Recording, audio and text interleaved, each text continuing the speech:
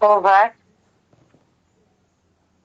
Music सहित ध्यान करे पुणी थे आपण मान स्वागत करुच्ची आज अध्याय को श्रद्धा रखिए पूज्य सुभाष भाई को आंतरिक कृतज्ञता सहित प्रणाम जनाऊँगी आपण मान समस्त को पुणी थे स्वागत। प्रथमे मु अनुरोध करी आमर प्रिय मीना अपा को मीना राणी दे अपा जलेश्वर दुर्गा स्तोत्र पठन कर शुणेबे। मीना राणी दे अपा जलेश्वर।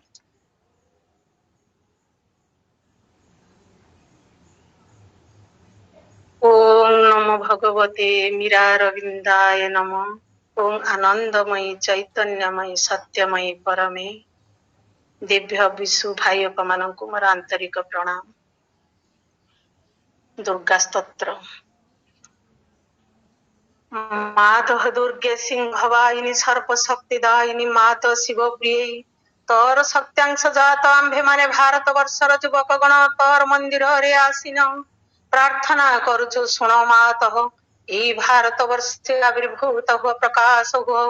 मात दुर्गे जुगे जुगे मानव शरीर अवतीर्ण हई जन्मे जन्मे तहरी कार्य करी तो आनंद धाम रे फेरी जाऊ एथर भी जन्म हई तोहरी कार्य रही आंभिमाने व्रती शुण मात ई भारत वर्षे आविर्भूत हुआ सहाय हुआ। मात दुर्गे सिंह वाहिनी त्रिशूल धारिणी वर्मावृत सुंदर शरीरे मात जयदायिनी तो प्रतीक्षारे भारत रही अछि तोर सही मंगलमय मूर्ति देखा उत्सुक शुण मात ई भारत वर्षे आविर्भूत हुआ प्रकाश हुआ। मात दुर्गे बलदायिनी प्रेमदायिनी ज्ञानदायिनी शक्ति स्वरूपिणी भीमे सौम्य रौद्र रूपिणी जीवन संग्रामे भारत संग्रामे तोर प्रेरित योद्धांभे माने दियो मा प्राणे मने असुरर शक्ति असुरर उद्यम दियो मा हृदय रे बुद्धि रे देव चरित्र देव ज्ञान। मात दुर्गे जगत श्रेष्ठ भारत जाति निबिड़ तिमिर रे आछन थिला तु ही मात गगन प्रांतरे अल्प अल्प उदय हेउछु तोर स्वर्ग शरीर तिमिर विनाश भारे उषार प्रकाश हेला आलोक विस्तार कर मात तिमिर विनाश कर। मात दुर्गे श्यामला सर्व सौंदर्य अलंकृता ज्ञान प्रेम शक्तिर आधार भारत भूमि तोर विभूति आज पर्यंत शक्ति संग्रहण रे आत्मगोपन करितला आगत सही जुग आगत सही दिन जेतेबेले समग्र विश्वर भार स्कंदरे बहन करी भारत जननी उठुअछि आस मात प्रकाश हुआ। मात दुर्गे तोर संतान आंभे माने तो प्रसाद रे तो प्रभाव रे महत कार्य महत भावर उपयुक्त हेउ हे मात विनाश कर क्षुद्रता विनाश कर स्वार्थ विनाश कर भय। मात दुर्गे काली रूपिणी दुर्मुंड मालिनी दिगंबरे कृपाण पाणी देवी असुर विनाशिनी क्रूर निनादरे अंतस्तरिपु विनाश कर गड्य विदे परि आम्भमानक मध्यरे जीवित रही न पारे विमल निर्मल जेपरि हेउ एही प्रार्थना मात प्रकाश हुओ। मात दुर्गे स्वार्थ भय क्षुद्राशय तरे म्रियमाण भारत हे मात आम्भमानक महत् कर महत् प्रयासी कर उदार चेता कर सत्य संकल्प कर जेपरि आउ अल्पासी निश्चेष्ट अलस भयभीत न हेउ।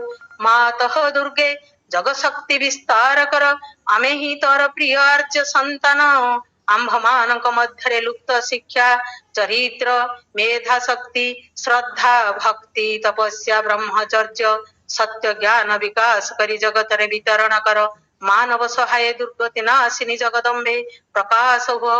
मात दुर्गे अंतस्तरीपु संहार करी बाहर बाधा विघ्न निर्मूल कर बलशाली पराक्रमी उन्नत चेतार्य जाति भारतर पवित्र कानने उर्वर क्षेत्रे गगन सहचर पर्वत तले भूत सलिला नदी तीरे एकता प्रेम सत्य शक्ति शिल्प साहित्य विक्रम ज्ञान रे श्रेष्ठ ही निवास करू मातृचरण रे हाई प्रार्थना प्रकाश हुआ। मात दुर्गे आम्भमानक मध्यरे जगबल रे प्रवेश कर आंभे माने हई उठिबु तोर जंत्र अशुभ विनाशी तरवारी अज्ञान तिमिर विनाशी प्रदीप हे मात भारतर युवक गणंकर ही वासना पूर्ण कर जंत्री हई जंत्र चलाओ अशुभ हंत्री हई तरवारी घुराव ज्ञान दीप्ति प्रकाशिनी हई प्रदीप धर प्रकाश हुओ। ମାତଃ ଦୁର୍ଗେ ତତେ ପାଇଲେ ଆଉ ବିସର୍ଜନ କରିବୁ ନାହିଁ। ଶ୍ରଦ୍ଧା ଭକ୍ତି ପ୍ରେମର ଡରରେ ବାନ୍ଧି ରଖିବୁ। ଆସ ମାତଃ ଆମ୍ଭମାନଙ୍କ ମନ ପ୍ରାଣ ଶରୀରରେ ପ୍ରକାଶ ହୁଅ। ବୀର ମାର୍ଗ ପ୍ରଦର୍ଶିନୀ ଆସ ଆଉ ବିସର୍ଜନ କରିବୁ ନାହିଁ। ଆମ୍ଭମାନଙ୍କ ସମଗ୍ର ଜୀବନ ହେଉ ନିରବଚ୍ଛିନ୍ନ ମାତୃ ପୂଜା। ଆମ୍ଭମାନଙ୍କ ସକଳ କାର୍ଯ୍ୟ ଅବିରତ ପବିତ୍ର ପ୍ରେମମୟ ଶକ୍ତିମୟ ମାତୃ ସେବା ବ୍ରତ ହେଉ।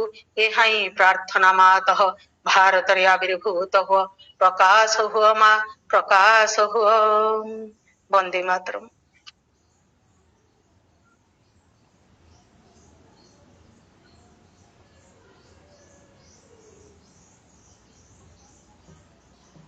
ଧନ୍ୟବାଦ ଅପା, ବହୁତ ସୁନ୍ଦର ଭାବରେ ଆପଣ ଦୁର୍ଗା ସ୍ତୋତ୍ର ପଠନ କରି ଶୁଣେଇଲେ।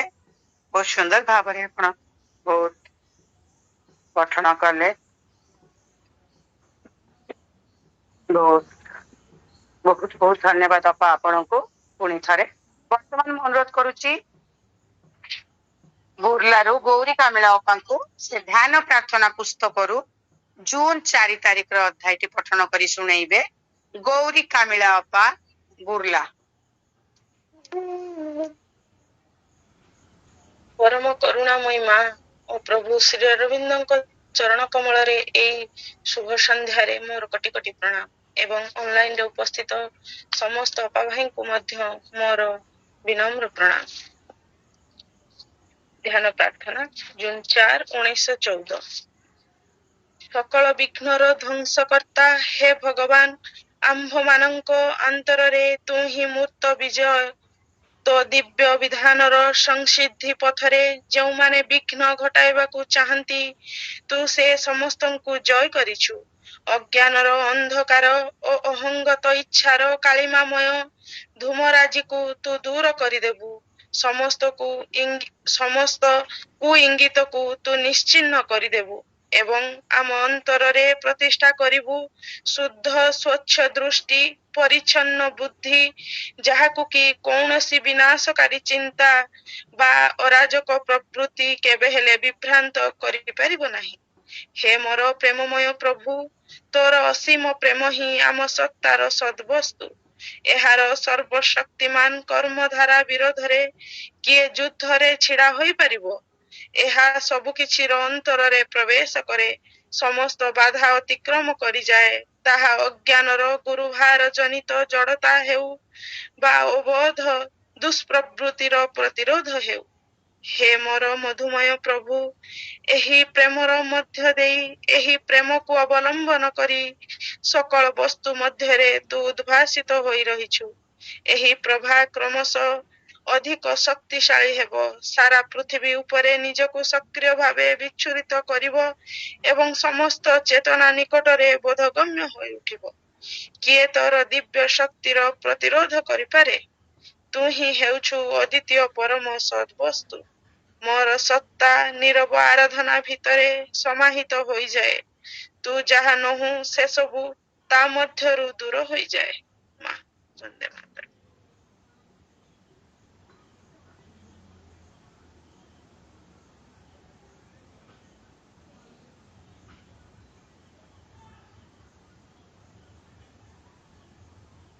ଧନ୍ୟବାଦ ଅପା, ବହୁତ ସୁନ୍ଦର ଭାବରେ ଆପଣ ଧ୍ୟାନ ପ୍ରାର୍ଥନା ପୁସ୍ତକରୁ ପଠନ କରି ଶୁଣେଇଲେ। ଆପଣଙ୍କୁ ପୁଣି ଥରେ ଧନ୍ୟବାଦ ଜଣାଉଛି ଅପା। ବର୍ତ୍ତମାନ ମୁଁ ଅନୁରୋଧ କରୁଛି ପୂଜ୍ୟ ସୁଭାଷ ଭାଇଙ୍କୁ, ଭାଇ ତାଙ୍କର ଆଲୋଚନା ରଖିବେ। ପୂଜ୍ୟ ସୁଭାଷ ଭାଇ, ଭାଇଙ୍କୁ ସ୍ୱାଗତ ପ୍ରଣାମ। ଭାଇ ତାଙ୍କର ଆଲୋଚନା ରଖିବେ। ओम तत्सवितृवरं रूपं ज्योतिः परस्य धीमहि ज्योतिः परस्य धीमहि ज्योतिः परस्य धीमहि यनः सत्येन दीपयेत्। परम प्रभु श्री अरविंद दिव्य जननी श्रीमा आपणकर पाद पद्मरे अधमर सहस्र कोटि प्रणाम। आज अध्यायटू आपनको निवेदन पूर्वक मैं आरंभ करुच्ची। ये कार्यर समस्त दायित्व समस्त भार आपण ही ग्रहण करंतु। आज ऑनलाइन रे जोग देइथवा समस्त भाई भौणी माननकु मोर हृदयर गभीरतम प्रदेशरु श्रद्धा, समस्त को शुभेच्छा प्रदान करुच्ची। ଆଜିର ଅଧ୍ୟାୟଟି ସୁନ୍ଦର ଅଧ୍ୟାୟ। ପ୍ରଥମେ ଏଇ 4 ତାରିଖ ପ୍ରାର୍ଥନାଟିକୁ ମୁଁ ଟିକେ ବ୍ୟାଖ୍ୟା କରିବା ପାଇଁ ଚାହୁଁଛି, ତାପରେ ଆମେ ଆଗକୁ ଯିବା। ଜୁନ୍ 4, 1914 ସକଳ ବିଘ୍ନର ଧ୍ୱଂସକର୍ତ୍ତା ହେ ଭଗବାନ, ଆମମାନଙ୍କର ଅନ୍ତରରେ ତୁ ହିଁ ମୂର୍ତ୍ତ ବିଜୟ। ଏଠି ଗୋଟେ ବଡ କଥା କହୁଛନ୍ତି ଯେ ସକଳ ବିଘ୍ନର ଧ୍ୱଂସକର୍ତ୍ତା ହେ ଭଗବାନ, ଆମମାନଙ୍କ ଅନ୍ତରରେ ତୁ ହିଁ ସଦାବେଳେ ବିଜୟ, ମୂର୍ତ୍ତ ବିଜୟ। କହିବାର ଅର୍ଥ ହଉଛି ଆମ ମାନଙ୍କର ଦିଟା ଜୀବନ ଆମେ ବଞ୍ଚୁଛୁ, ଦି ପ୍ରକାର ଜୀବନ। ଗୋଟେ ସାରଫେସ୍, ଗୋଟେ ପୃଷ୍ଠ ଭାଗରେ ବଞ୍ଚିଥିବା ଜୀବନ, ଆଉ ଗୋଟେ ଅନ୍ତରରେ ବଞ୍ଚିଥିବା ଜୀବନ। ସାଧାରଣ କଥା କହିଲେ ଏକ ଆନ୍ତରିକ ଜୀବନ ବା ଅନ୍ତରରେ ବଞ୍ଚିବାର ଯୋଉ ଚେଷ୍ଟା, ଯୋଉ ମନୋଭାବ, ସେଇଥିରେ ବଞ୍ଚିବା।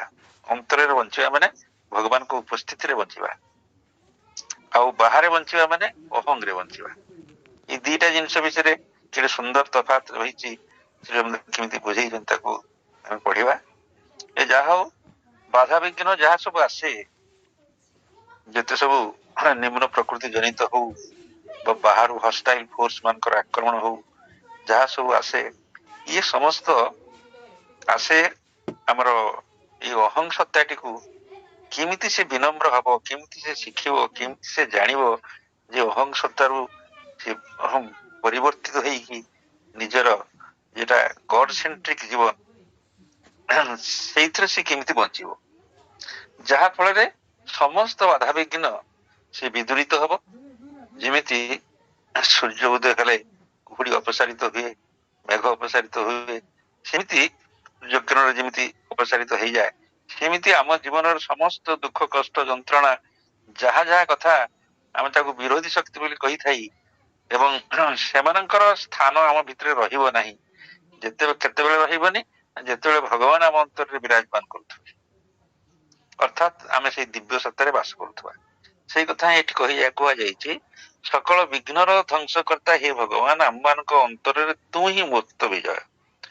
ତୋ ଦିବ୍ୟ ବିଧାନର ସଂସିଦ୍ଧି ପଥରେ ଯୋଉମାନେ ବିଘ୍ନ ଘଟାନ୍ତି, ତୋର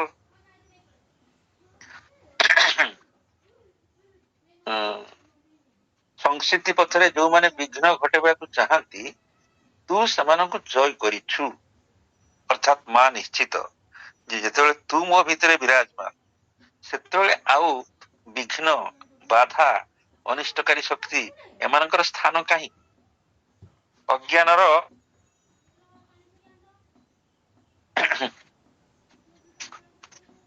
ଅଜ୍ଞାନର ସମସ୍ତ କୁଇଙ୍ଗିତକୁ ତୁ ନିଶ୍ଚିନ୍ନ କରିଦେବୁ ଏବଂ ଆମ ଅନ୍ତରରେ ପ୍ରତିଷ୍ଠା କରିବୁ ଶୁଦ୍ଧ ସ୍ୱଚ୍ଛ ଦୃଷ୍ଟି, ପରିଚ୍ଛନ୍ନ ବୁଦ୍ଧି, ଯାହାକି କି କୌଣସି ବିନାଶକାରୀ ଚିନ୍ତା ବା ଅରାଜକ ପ୍ରବୃତ୍ତି କେବେ ହେଲେ ବିଭ୍ରାନ୍ତ କରିପାରିବ ନାହିଁ। ଏହା ଏକ ନିଶ୍ଚିତ ମାର୍ଗ।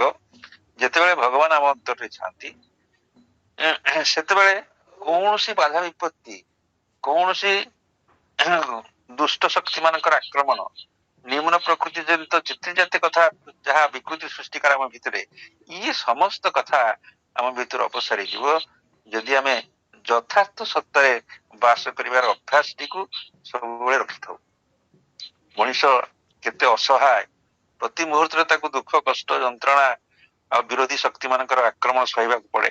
କିନ୍ତୁ ଗୋଟିଏ ସୂତ୍ର ଯୋଉଟା ମା ନିଶ୍ଚିତ ଭାବରେ ମା ଶ୍ରୀମନ୍ତ ଆମକୁ ଶିଖେଇଛନ୍ତି, ଦେଇଛନ୍ତି, ଯେ ଜଣେ ଯଥାର୍ଥ ସତ୍ତାରେ ବାସ କରୁଥିଲେ ତା ପାଇଁ କିଛି ବି କଷ୍ଟ, ଦୁଃଖ, ଯନ୍ତ୍ରଣା, ଶତ୍ରୁର ଖଣ୍ଡା ତା ଉପରେ ମାନେ ସିଧା ଦଣ୍ଡାୟମାନ ହେଇ ଥିଲେ ମଧ୍ୟ ସେ ତାକୁ ପ୍ରହାର କରିପାରିବନି ଯଦି ଜଣେ ଯଥାର୍ଥ ସତ୍ତାରେ ବାସ କରିଥାଏ।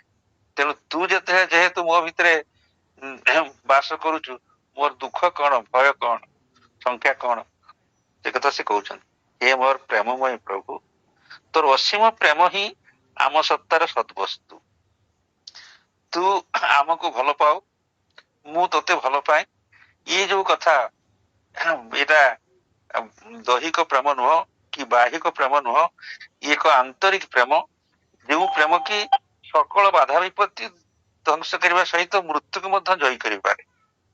Only love can conquer death. ଆଜି ସାବିତ୍ରୀ ଅମାବାସ୍ୟା, ଆଜିର ତିଥିରେ ସାବିତ୍ରୀ ସତ୍ୟବାନଙ୍କୁ ଫେରି ପାଇଥିଲେ ମୃତ୍ୟୁରୁ। ତେଣୁ ଇଏ ଗୋଟେ ବିଶେଷ ଦିନ ଆଜି।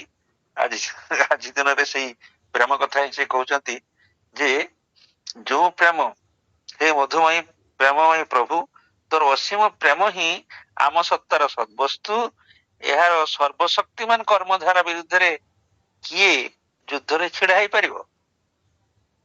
ତେଣୁ even love can conquer death ଯେତେବେଳେ କୁହାଯାଉଛି, ପ୍ରକୃତରେ କୋଉ ଶକ୍ତି ଦ୍ଵାରା ଆମେ ସମସ୍ତ ଝଡ଼ ଝଞ୍ଜା ବିପର୍ଯ୍ୟୟ ଦୁଃଖ କଷ୍ଟ ଯନ୍ତ୍ରଣା ଜରା ମୃତ୍ୟୁ ଇଏ ସମସ୍ତ ଯାହା ଯାହା କଥା ମଣିଷ ପାଇଁ ରହିଛି ଏପର୍ଯ୍ୟନ୍ତ, ଇଏ ସମସ୍ତ ଜିନିଷକୁ ଅତିକ୍ରମ କରିବାର, ଜୟ କରିବାର ଏକମାତ୍ର ରାସ୍ତା ହଉଛି ପ୍ରେମ, ଯାହା ଭଗବାନଙ୍କ ସହିତ ଆମକୁ ଯୋଡି ଦିଏ, ୱାନନେସ୍ ୱିଥ୍ ଦି ଡିଭାଇନ୍, ଏକତ୍ଵ ପ୍ରତିଷ୍ଠା କରେ, ଯାହା ତାଙ୍କ ଗୁଣ ଧର୍ମରେ ଆମକୁ ଧର୍ମାନ୍ତରିତ କରେ। ଏବଂ ସେ ହିଁ ପ୍ରେମର ଦାସ। ସୁନ୍ଦର ଏକ କବିତାରେ ଶ୍ରୀରାମ କହୁଛନ୍ତି ଯେ ତୁମେ ହଉଛ ପ୍ରେମର ଦାସ, servant of the love, thou who art pervadest all the worlds below and sittest above।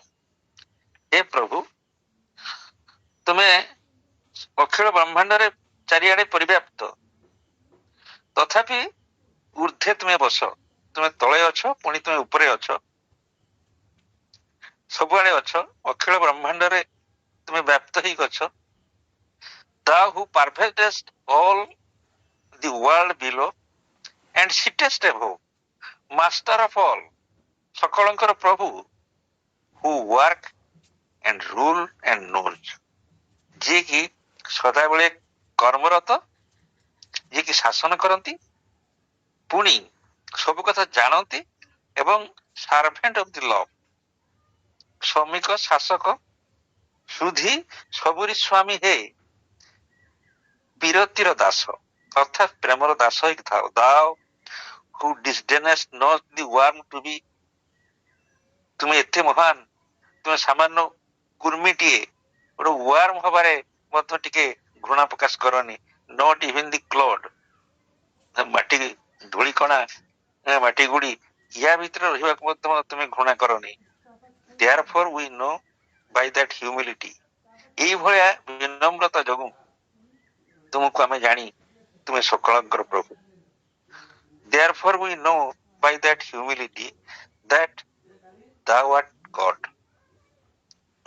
ଘୃଣା କରି ନାହିଁ ଏକ କୀଟ ଅବା ମାଟି ପିଣ୍ଡ ସାଜିବାକୁ, ସେଇ ବିନୟରୁ ତେଣୁ ଈଶ୍ୱର ବୋଲି ତ ଜାଣିଛୁ ତୁମକୁ। ତେଣୁ ତୁମେ ପ୍ରେମରେ ବନ୍ଧା, ଏ ବିଶ୍ୱକୁ ତୁମେ ଭଲ ପାଉଛ ବୋଲି ସବୁରି ଭିତରେ ବାନ୍ଧି ହେଇକି ଅଛ। ଆଉ ତାହାରି ପ୍ରଗାଢ଼ତା, ସେଇ ତୀବ୍ର ପ୍ରେମର ପ୍ରଗାଢ଼ତା ଆମ ଭିତରେ କେମିତି ବୃଦ୍ଧି ପାଇବ, ଯାହା ଫଳରେ ନିରନ୍ତର ଆମେ ତମ ଭିତରେ ରହିଥିବୁ। ମା ଅନ୍ୟ ଗୋଟେ ପ୍ରାର୍ଥନାରେ ସୁନ୍ଦର ଭାବରେ କହୁଛନ୍ତି ଯେ ତୋର ପ୍ରେମ, ହେ ଭଗବାନ, ତୋ ପାଖରେ ମୋର ଏଇ ପ୍ରାର୍ଥନା, ମୁଁ ଯେପରି ତୋର ଦିବ୍ୟ ସାମର୍ଥ୍ୟ ଯୁକ୍ତ ପ୍ରେମ, ଅନନ୍ତ ଅତଳ ପ୍ରେମ ହୋଇପାରେ ସତ୍ତାର ସକଳ କ୍ରିୟା ମଧ୍ୟରେ, ସକଳ ଭୂମିରେ। ହେ ଭଗବାନ, ତୋ ପାଖରେ ମୋର ବିନମ୍ର ପ୍ରାର୍ଥନା, ମୁଁ ଯେପରି ତୋର ଦିବ୍ୟ ସାମର୍ଥ୍ୟ ଯୁକ୍ତ, ଏମିତି ଦୁର୍ବଳିଆ କଥା ନୁହଁ, କମଜୋରିଆ କଥା ନୁହଁ, ସାମର୍ଥ୍ୟ ଯୁକ୍ତ ଅନନ୍ତ ଅତଳ ସ୍ପର୍ଶୀ ପ୍ରେମ ହେଇପାରେ, ଯାହା ଅସୀମ, ଯାହାର ତଳ ନାହିଁ, ଅନଫେଥୋମେବଲ୍ ହୋଇପାରେ ସତ୍ତାର ସକଳ କ୍ରିୟା ମଧ୍ୟରେ।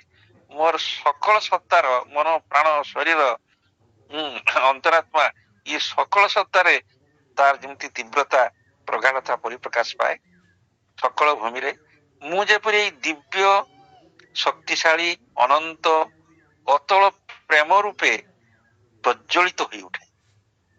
ଲଭ୍ ଇଜ ଏ ଫାୟାର, ଯୋଉ ଚୈତନ୍ୟର ଆସ୍ପୃହା ଯାହାକୁ ପ୍ରେମ ରୂପେ ପ୍ରକାଶିତ କରାଯାଇପାରେ, ସେ ଏକ ଅଗ୍ନି। ତାକୁ ଶ୍ରୀରାମ କହୁଛନ୍ତି ଗୋଟେ ଜାଗାରେ ମାଙ୍କର ପ୍ରାର୍ଥନା, ଗ୍ରାଣ୍ଟ ଆଇ ଇମ୍ପ୍ଲୋର ଦି, ମୁଁ ତୁମକୁ ପ୍ରାର୍ଥନା କରୁଛି, that all my being may be identified with thee, ମୋର ସମଗ୍ର ସତ୍ତା ତୁମ ସହିତ ଯେମିତି ତଦାତ୍ମତା ଲାଭ କରେ, ଏକାତ୍ମ ହେଇଯାଇପାରେ, ୱାନନେସ୍, କ୍ଲୋଜନେସ୍, ଯାହାକୁ ଇଂରାଜୀରେ କୁହାଯାଏ ଯେ ପ୍ରେମର ଯୋଉ ଅନ୍ତିମ ପରିଣାମ ହେଇ ଉଠିବା,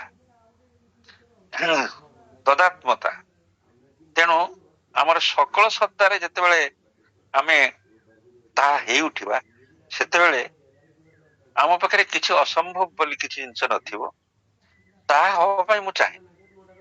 grant I implore that all my being may be identified with thee, may I be nothing else any more than a flame of love, ମୁଁ ସେଇ ପ୍ରେମର ଏକ ଜ୍ୱଳନ୍ତ ଅଗ୍ନିଶିଖା ଯେପରି ହୋଇ ଉଠେ, utterly awakened, ପୂର୍ଣ୍ଣ ଭାବରେ ଜାଗ୍ରତ, to the supreme realization of thee, ତୁମର ପରମ ଉପଲବ୍ଧି ପାଇଁ ତୁମେ ଯାହା, ମୁଁ ତାହା ହେଇ ଉଠିବି, ଯାହାକି ଚରମ ଉପଲବ୍ଧି ବୋଲି କୁହାଯାଇପାରେ ବା ପରମ ଉପଲବ୍ଧି ବୋଲି କୁହାଯାଇପାରେ, ତାହା ହିଁ ହେବାକୁ ଚାହେଁ ହେ ପ୍ରଭୁ।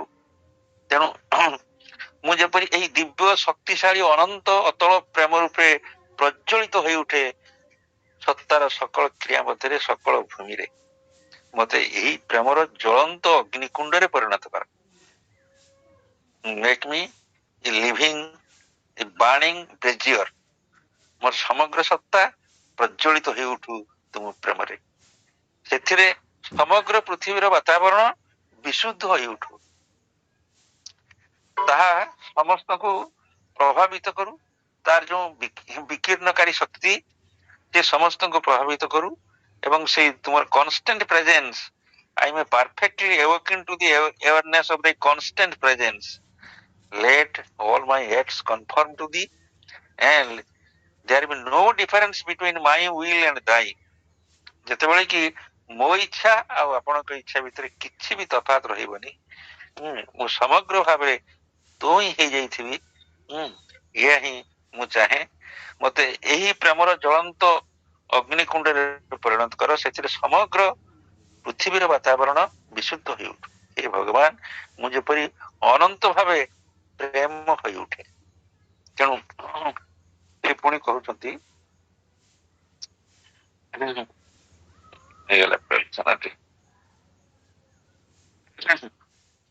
ହେ ମୋର ପ୍ରେମମୟ ପ୍ରଭୁ, ମୋର ଅସୀମ ପ୍ରେମ ହିଁ, ତୋର ଅସୀମ ପ୍ରେମ ହିଁ ଆମ ସତ୍ତାର ସଦ୍ବସ୍ତୁ, ଏହାର ସର୍ବଶକ୍ତିମାନ କର୍ମଧାରା ବିରୁଦ୍ଧରେ କିଏ ଯୁଦ୍ଧରେ ଛିଡା ହେଇପାରିବ?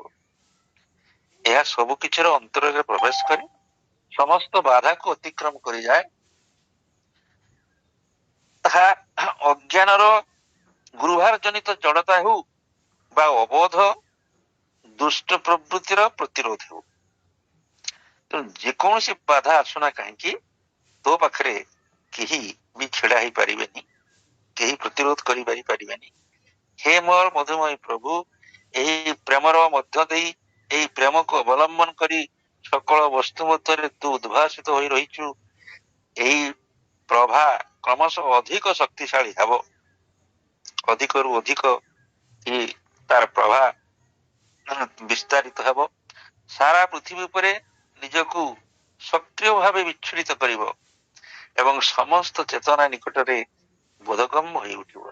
ମା ସମସ୍ତଙ୍କୁ ପ୍ରାର୍ଥନା କରୁଛନ୍ତି, ହେ ପ୍ରଭୁ, ତୋର ଚେତନା ସମସ୍ତଙ୍କ ଭିତରେ ବୋଧଗମ୍ୟ ହେଇ ଉଠୁ।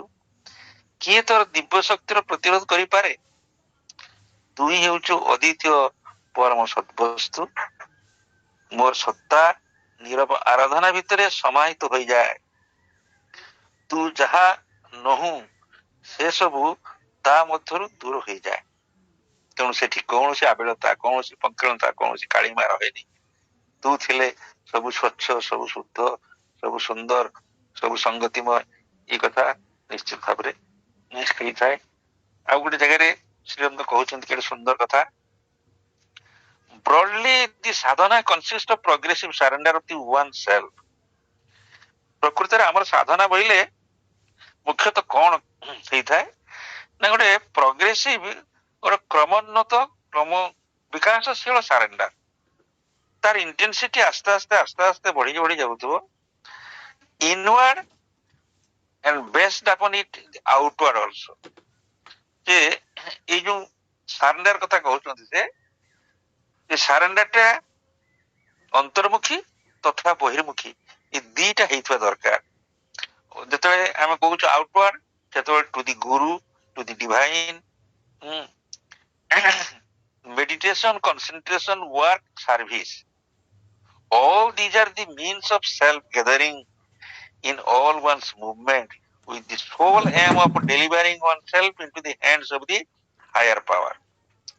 ଯେତେବେଳେ ଆମେ ଏଇ ସମସ୍ତ କଥା କହି ମେଡିଟେସନ, ଧ୍ୟାନ, ଏକାଗ୍ରତା କିମ୍ବା କାମ କିମ୍ବା ସେବା ଏଇ ସମସ୍ତ କଥା ଆମେ ଯେତେବେଳେ କହିଥାଇ ସେତେବେଳେ ଗୋଟେ ତା ଭିତରେ କଣ ହେଇଥାଏ ଗୋଟେ ସେଲ୍ଫ ଗ୍ୟାଦରିଂ, ଅର୍ଥାৎ ନିଜକୁ ଆମେ ସଦାବେଳେ ବିକ୍ଷିପ୍ତ ହେଇଥାଇ କିନ୍ତୁ ଯେତେବେଳେ ଏଇ ସମସ୍ତ କଥା କହି ବିଶେଷ କରି କର୍ମ ମାଧ୍ୟମରେ କର୍ମ ଯୋଗକୁ ଏଇଥିପାଇଁ ପ୍ରାଧାନ୍ୟ ଦିଆ ହେଇଥାଏ ଯେ ଯେତେବେଳେ ଆମେ ଭକ୍ତି ଯୋଗ କଥା କହୁଛୁ ତାହା ବିଶେଷ ଭାବରେ ହୃଦୟ ସହିତ ଜଡିତ, ଯେତେବେଳେ ଜ୍ଞାନ କଥା କହୁଛୁ ତାହା ମନ ସହିତ ବିଶେଷ ଭାବରେ ଜଡିତ, କିନ୍ତୁ ଯେତେବେଳେ କର୍ମ କଥା ଆମେ କହିଥାଇ ସେତେବେଳେ ହୃଦୟ, ମନ, ପ୍ରାଣ ଇଏ ସମସ୍ତଙ୍କର ଗୋଟେ ସେଲ୍ଫ ଗ୍ୟାଦରିଂ, ଅର୍ଥାତ୍ ସମସ୍ତେ ଗୋଟେ ଏକ ମନରେ ଏକତ୍ରିତ ହେଇ ଇଏ ଗୋଟେ ନିଜକୁ ସମର୍ପିତ କରନ୍ତି, ନିଜର କାମରେ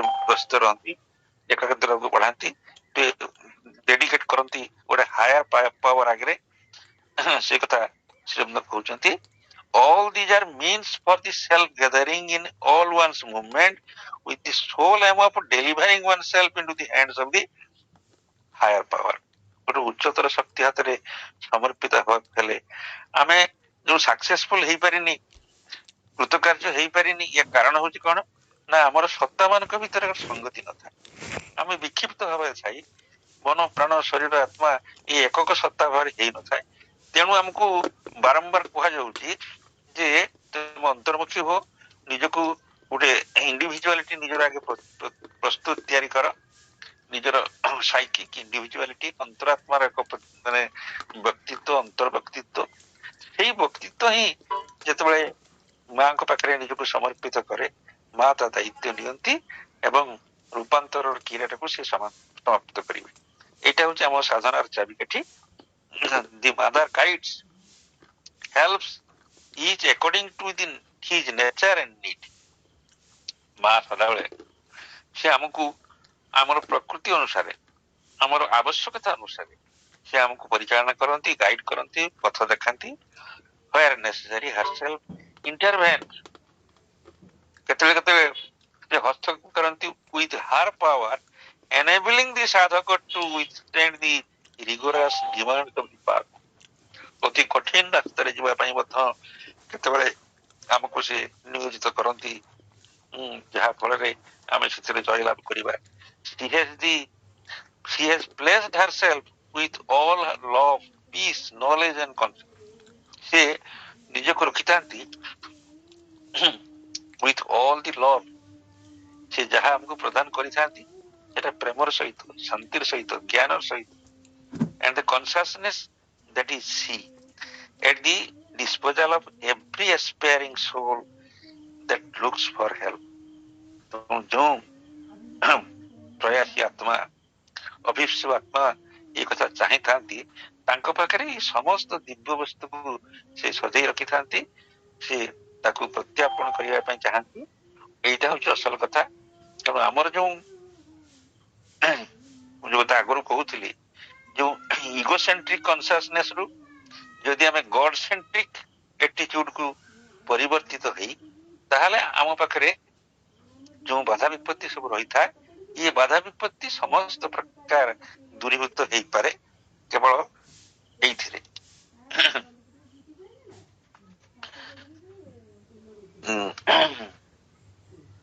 Make the divine the the living centre of your being. ସେଇ ଗୋଟିଏ କଥାକୁ ବାରମ୍ବାର କୁହାଯାଉଛି, make the divine the living centre of your being. ଭଗବାନଙ୍କୁ ତୁମ ସତ୍ତାର ଏକ ଜୀବନ୍ତ କେନ୍ଦ୍ର ରୂପେ ପ୍ରତିଷ୍ଠା କର, ଜୀବନ୍ତ ସତ୍ତା ରୂପରେ ପ୍ରତିଷ୍ଠା କର। Make the divine the living centre of your being. ତାହେଲେ ଅଟୋମେଟିକାଲି ଯେଉଁ ଗ୍ରେସ୍ କଥା ଆମେ ଚାହୁଁଛୁ, ଯେଉଁ କରୁଣା ଚାହୁଁଛୁ, ଯେଉଁ କରୁଣା ଦ୍ଵାରା ସବୁ କିଛି ସମ୍ଭବ ହେଇପାରେ, grace is always with you concentrate in your heart with a silent mind। ଦୃଢ ନିଶ୍ଚିତତା ଦେଇକି ମା ଆମକୁ କହୁଛନ୍ତି grace is always with you।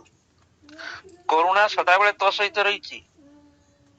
କନସେଣ୍ଟ୍ରେଟ in your heart, ହୃଦୟରେ ଏକାଗ୍ର ହୁ।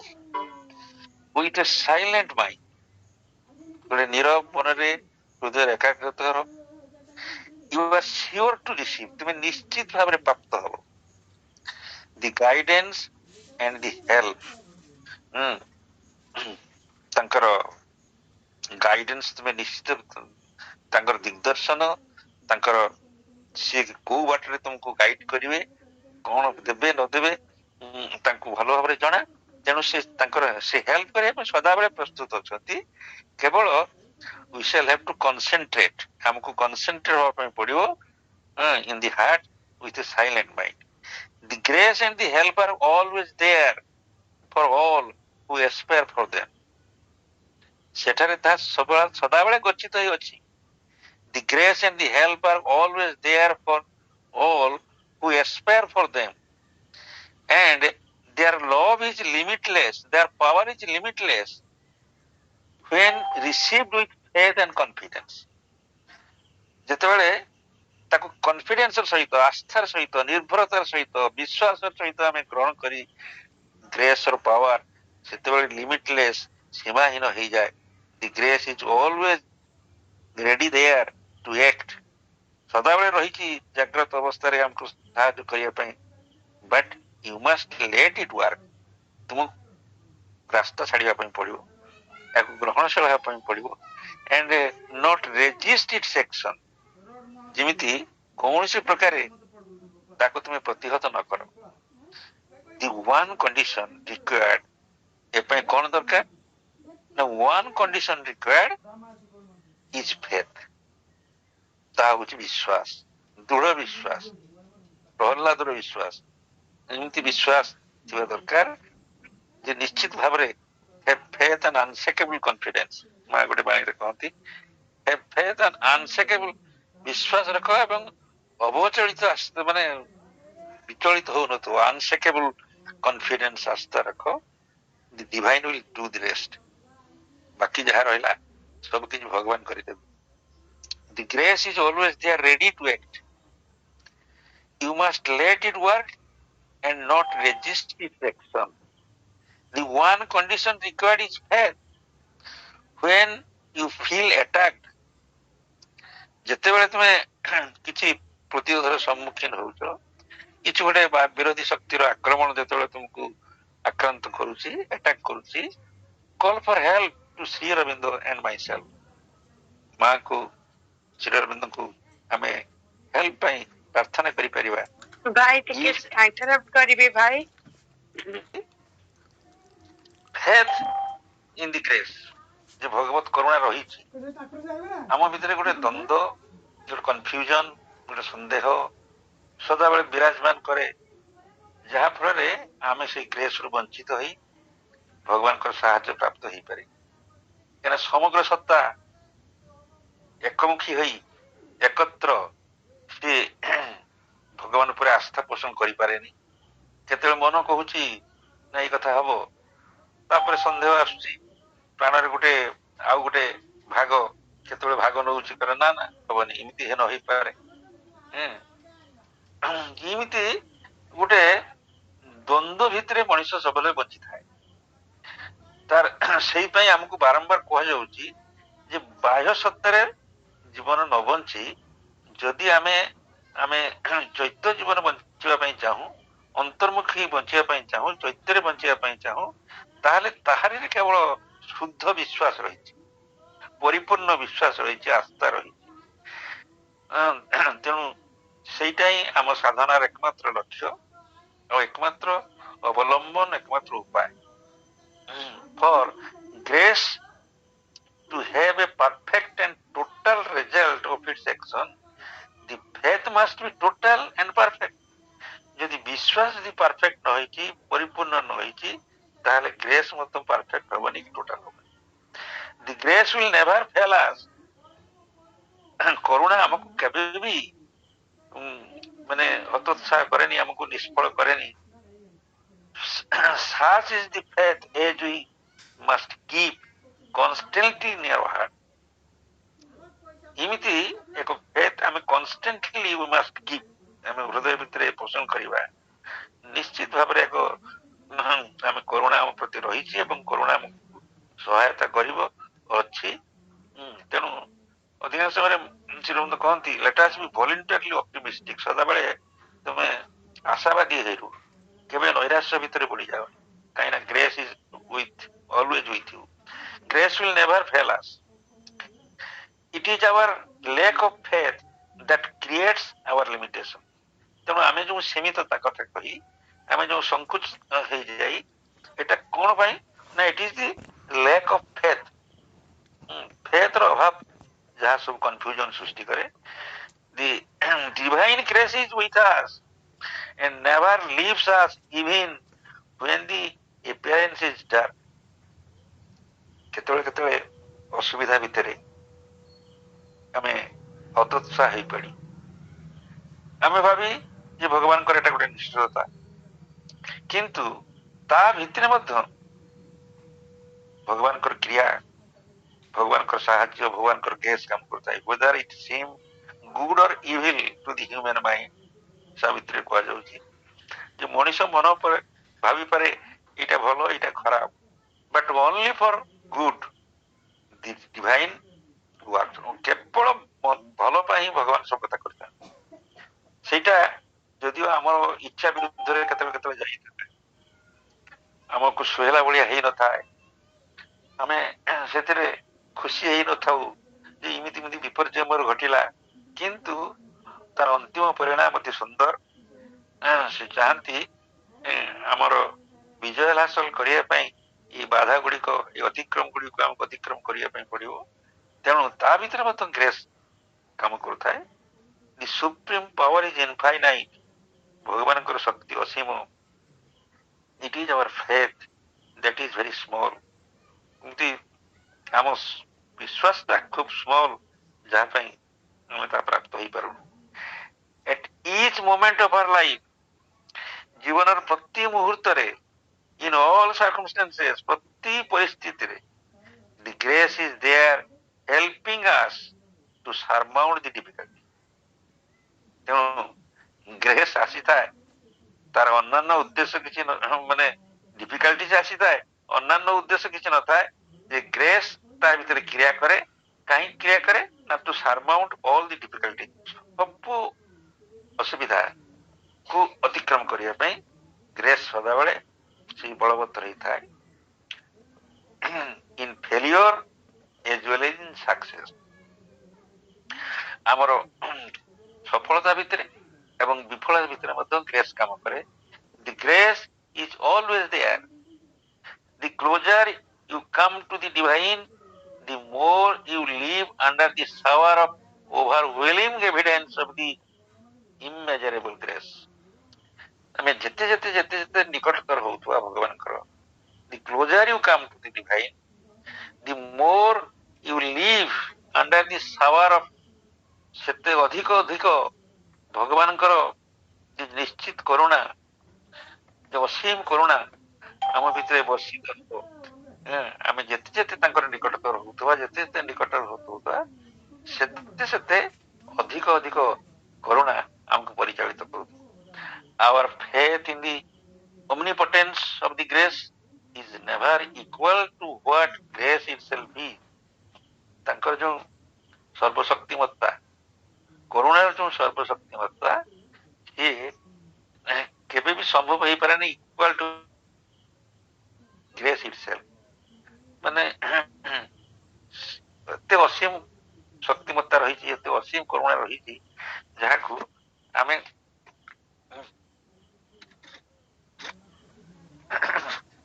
ପରିବର୍ଦ୍ଧିତ କରିପାରୁନୁ। ଆମର ବିଶ୍ୱାସକୁ, ଆମ ଆସ୍ଥାକୁ ସେ ଦିଗରେ ସେଇ ଅନୁପାରେ ମାନେ ଅଭିବୃଦ୍ଧି ତାର ହେଇପାରେନି। And absolute faith and trust in the grace is in the last analysis of the supreme wisdom. ତେଣୁ ପରମ ପ୍ରଜ୍ଞାର ଯୋଉ ନିଦର୍ଶନ, ତାର ଯୋଉ ବ୍ୟାଖ୍ୟା କେବଳ ରହିଥାଏ ଟ୍ରଷ୍ଟ ଆଉ ଫେଥ ଭିତରେ।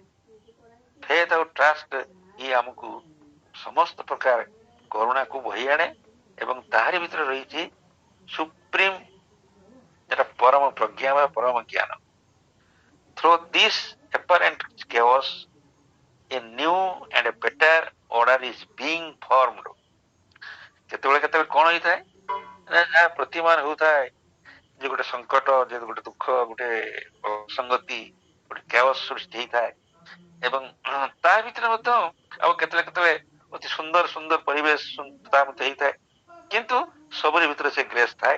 But to see it, one must have faith in the divine grace. ୟାକୁ ଦେଖି ପାରିଲା ଭଳିଆ ଯେତେବେଳେ ଦୃଷ୍ଟି ଆମର ଫେରିବ ଏ ସବୁରି ଭିତରେ ଭଗବାନଙ୍କର କରୁଣା ରହିଛି, ଆମେ କେତେବେଳେ ହତାଶ ହବାନି। ଯେତେବେଳେ ବିପର୍ଯ୍ୟୟ ଗୁଡିକ ବା ଦୁଃଖ ଗୁଡିକ ଆମର ଆମେ ବିରୋଧୀ ଶକ୍ତିର ବୋଲି ଭାବିଥାଇ, ସେତେବେଳେ ମଧ୍ୟ ଆମକୁ ଦୃଢ ପ୍ରତିଷ୍ଠ ହୋଇ ରହିବା ପାଇଁ ପଡିବ। ଦୃଢତାର ସହିତ ଆମ ବିଶ୍ୱାସରେ, ଆମ ଟ୍ରଷ୍ଟରେ, ଆମ କନଫିଡେନ୍ସରେ ରହିବା ପାଇଁ ପଡିବ। ୟା ଭିତରେ ମଧ୍ୟ ଗ୍ରେସ୍ କାମ କରୁଛି। In the present growing conflict, what should be our attitude? ମାଙ୍କୁ ପଚରା ଯାଇଛି ଯେ ବର୍ତ୍ତମାନ ଯୋଉ ଚାଲିଛି ସବୁଆଡେ ଗୋଟେ ଦ୍ୱନ୍ଦ୍ୱ, ସବୁଆଡେ ଇଲ୍ୟୁଜନ, ସବୁଆଡେ ଭ୍ରମ, ୟା ଭିତରେ ଆମର attitude ଟା କଣ ହବା ଦରକାର?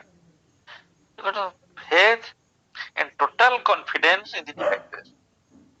ଯେକୌଣସି ପରିସ୍ଥିତି ଯାହା ବି ଆସୁନା କାହିଁକି, faith and total confidence in the divine grace, ପୂର୍ଣ୍ଣ ଆସ୍ଥା, ପୂର୍ଣ୍ଣ ବିଶ୍ୱାସ ଭଗବାନଙ୍କ କରୁଣା ଉପରେ। It is when all seems to lost that all can be saved.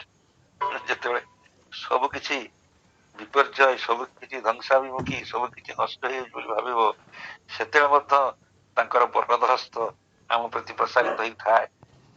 When you have lost confidence in your personal power, then you should have faith in the divine grace. ନିଜର ବ୍ୟକ୍ତିଗତ କ୍ଷମତା ଉପରେ ତୁମେ ଆସ୍ଥା ତୁଟେଇ ଥାଅ, ସେତେବେଳେ ଭଗବାନଙ୍କର ଗ୍ରେସ୍ ହିଁ କାମ କରିଥାଏ। In the final analysis, everything really depends upon the divine grace. ସବୁ କିଛିର ଶେଷ ବାକ୍ୟ, in the final analysis, ଆମକୁ ଏ ଗ୍ରେସ୍ ଉପରେ ନିର୍ଭରଶୀଳ ହେବା ପାଇଁ ପଡିବ। In the final analysis, everything really depends on grace, divine grace, and we should look at the future with confidence and serenity. ଆମେ ଭବିଷ୍ୟତକୁ ଅନେଇଥିବା, ଆସ୍ଥା ରଖିଥିବା, with confidence, ବିଶ୍ୱାସ ସହିତ, ଆସ୍ଥାର ସହିତ ରଖିଥିବା, ଶାନ୍ତିର ମନୋଭାବ ସହିତ, ଶାନ୍ତି ଭିତରେ, with serenity, progressing at the same time as quickly as you can. ନିରନ୍ତର ପ୍ରଚେଷ୍ଟା, ନିରନ୍ତର ଅଗ୍ରଗତି, ନିରନ୍ତର ଭାବରେ ଆମର ଏ କଥା ଚାଲିଥିବ। ସେଇପାଇଁ ସେ କହୁଛନ୍ତି have faith and unshakable confidence. The divine grace will do the rest. Let us offer our will to the divine grace. ଆମ ସମସ୍ତ ଇଚ୍ଛା ଶକ୍ତିକୁ ସେ ଡିଭାଇନ ଗ୍ରେସ୍ ପାଖରେ ଆମେ ନିଶ୍ଚିତ ଭାବରେ ଉତ୍ସର୍ଗ କରିବା। It is the grace that accomplishes all. ସବୁ କିଛି ସେ ହିଁ ପୂରଣ କରିବ। The grace alone can act. କେବଳ ହିଁ ଗ୍ରେସ୍ ହିଁ କ୍ରିୟା କରୁଥାଏ। The grace alone can open the way. ଯେତେବେଳେ ରାସ୍ତା ଅବରୁଦ୍ଧ ବୋଲି ଆମକୁ ଜଣା ପଡୁଥାଏ, only the grace can open the way. ରାସ୍ତାକୁ ସିଏ ମାନେ ଖୋଲି ଦେଇଥାଏ। That alone can do the miracle. Grace can do the miracle. ଆମେ କେତେବେଳେ କେତେବେଳେ ରୋଗରୁ ବା ଯନ୍ତ୍ରଣାରୁ ମୁକ୍ତି ଲାଭ କଲେ ଭାବୁ ଆମ ଚେଷ୍ଟା ହେଲା, ଆମେ विषय आम वर्ती गले किंतु it is only the grace that saves and protects only the grace that saves and protects तेणु ये भाव आमर